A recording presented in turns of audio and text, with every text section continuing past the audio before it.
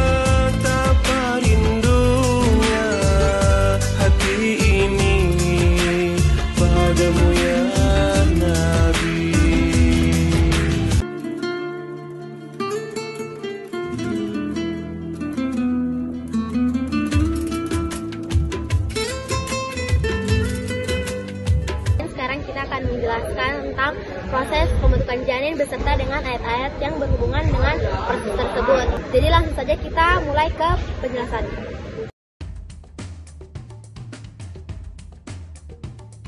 Yang pertama adalah pembuahan atau fertilisasi. Proses ini terjadi ketika sperma dari pria bertemu dengan sel telur dari wanita. Pembuahan biasanya terjadi di tuba Fallopi saat sperma berhasil menembus sel telur. Keduanya bergabung membentuk zigot.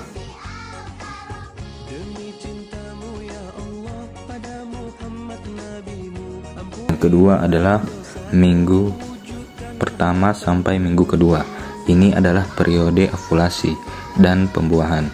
Sel telur yang telah dibuahi mulai membelah dan membentuk blastokista.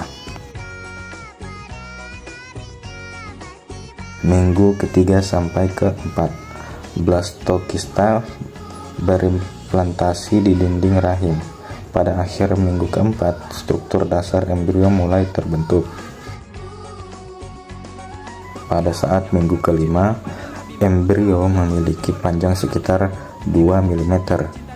Sistem saraf mulai berkembang dan tabung saraf yang akan menjadi kotak dan sumsum tulang belakang mulai terbentuk.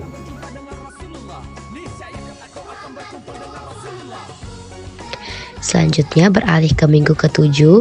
Pada minggu ke-7 wajah mulai terbentuk dengan cikal bakal mata dan lubang hidung. Tunas lengan dan kaki menjadi lebih jelas. Minggu 8 sampai 10, janin berukuran sekitar 1,5 cm. Semua organ vital mulai terbentuk meskipun masih sangat sederhana. Tulang mulai menggantikan tulang rawan, janin mulai bergerak. Meskipun ibu belum bisa merasakannya, kepala janin lebih besar daripada tubuhnya, tetapi proporsinya akan mulai seimbang. Sidik jarinya juga mulai terbentuk. Nah, pada minggu ke-12 sampai ke-22, sistem saraf mulai bekerja lebih aktif dan janin bisa menggerakkan jari-jari tangan dan kaki. Wajah janin semakin mirip manusia dengan mata dan telinga berada pada posisi yang lebih tepat. Kulit janin masih sangat tipis dan transparan, sistem rangka terus mengeras dan janin mulai menunjukkan respon terhadap suara dari luar. Janin menjadi lebih aktif dengan gerakan yang lebih kuat dan terkoordinasi. Nah, pada minggu ke-23 sampai 29, paru-paru dan sistem pernapasan berkembang lebih matang meskipun janin belum bisa bernafas dari luar rahim. Mata janin bisa terbuka dan janin mulai bereaksi terhadap cahaya dari luar rahim. Otak janin berkembang pesat dan janin mulai tidur dan bangun secara teratur. Janin bisa menggerakkan kepalanya ke arah cahaya dan mulai menunjukkan pola tidur yang lebih teratur. Nah, beratnya sekitar 1,3 kg.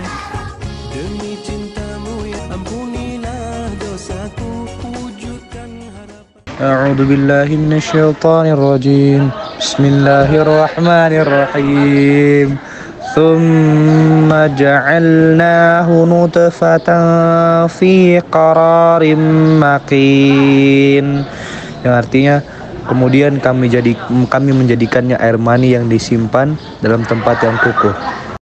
Tsumma khalaqnan nutfata 'alaqatan fa khalaqnal 'alaqata mudghatan fa khalaqnal mudghata 'idhaman fa kasawnal 'idhama lahman thumma ansha'nahu khalaqan akhar fatabarakallahu ahsanul khaliqin.